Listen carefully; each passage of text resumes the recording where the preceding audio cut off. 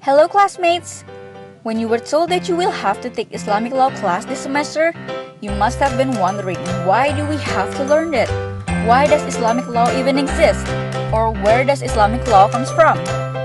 Islamic law objectives, seen from the lawmaker's perspective, is to fulfill our everyday needs, which has several characteristics. The first one is daruriyah, which is the basic and primary needs.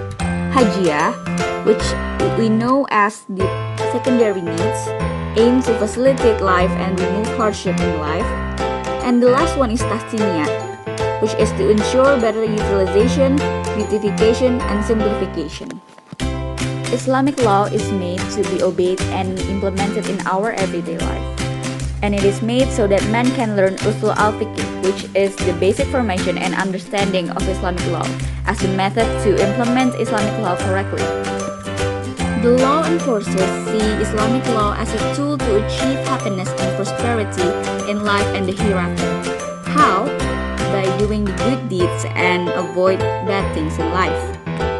Abu Ishaq al-Satibi stated that the purpose of the Islamic law is to protect the religion, to protect our soul, mind, generation, and wealth. The word Quran is derived from the word Qara, which means have read. And then the word changed to Iqra, which means to read. And then the last time, the word changed to Quran, which means the book itself. The knowledge in the Quran is only the principles that contains the main points of the word of God. Al-Quran is the holy script that contains the word of Allah. The original as delivered by the angel Gabriel to the Prophet Muhammad as his messenger. The Al-Quran is delivered little by little for 22 years and 2 months and 2 days. First in Mecca and then in Medina to serve as the guidelines or guidance for the mankind in life and life to prosper in this world and happiness in the hereafter. According to Said Hussein Nasser, Al-Quran has 3 directions for humans. The first one is the teaching that gives them knowledge about metaphysics, about gods, about cosmology, and about the end of the day. The second one is about the direction about history of human, the peasants, the kings, and the holies that and the ulamas that have been around for a long time. The third one is about the hard type about language and about the verses of our Quran.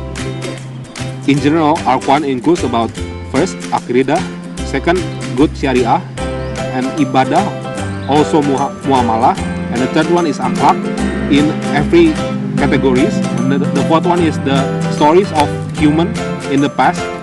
The fifth one is about the saying about the future, and the sixth one and the last one is about the principle about knowledge, the basic of law, and the basic of universal law, also about the human in the universe. So, the concept of law according Al-Quran is all comprehensive, because law according to Al-Quran concept that they cannot separate with the faith and moral, because this thing can help us to strengthen our devotion.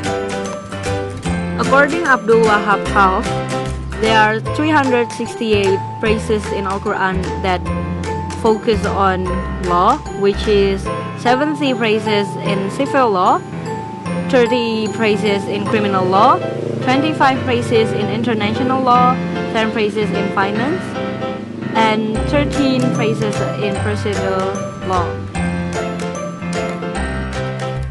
Sunnah is the verbally transmitted record of the teachings, deeds, and sayings, silence permission of the Islamic Prophet Muhammad, as well as various reports of Muhammad's companions. Along with the Quran, the Sunnah makes up 2 primary sources of Islamic theology and law. The Sunnah is also defined as a pathway, a manner of life. All the traditions and practices of the Islamic Prophet that have become models to be followed by Muslims. The Sunnah of Muhammad includes his specific words, or we say it Sunnah Qauliyah, habits, practices, or we can call it Sunnah al-Fi'liyah, and silent approval, Sunnah Takiriyah. According to the Muslim belief, Muhammad was the best exemplar for Muslims, and his practices are to be adhered to in fulfilling the divine injunctions, carrying out religious rites, and molding life in accord with the will of God. There are three types of sunnah. First is sunnah qawliyah, is the saying of Muhammad, generally synonymous with hadith, since the saying of the Muhammad are noted down by the companions and called hadith. And then the second is sunnah al-fi'liyah, or we can say or is the actions of Muhammad, including both religious and worldly actions. The third one is sunnah takiriyah, or the approvals of the Islamic prophet regarding the actions of the companions, which appeared in two different ways. First one is when Muhammad kept silent for an action and didn't oppose it, and then the second one is when the Islamic prophet showed his pleasure and smiled for accompanying actions. In the termination of fiqh, sunnah denotes whether to not obligatory is firmly established as called for Islam on the basis of legal proof. And the correlation between sunnah and hadith. In the context of biographical reports of Muhammad, sunnah often stands synonymous with hadith, since most of the personality traits of Muhammad are known from description of him, his sayings and his actions after being a prophet at the age of 40.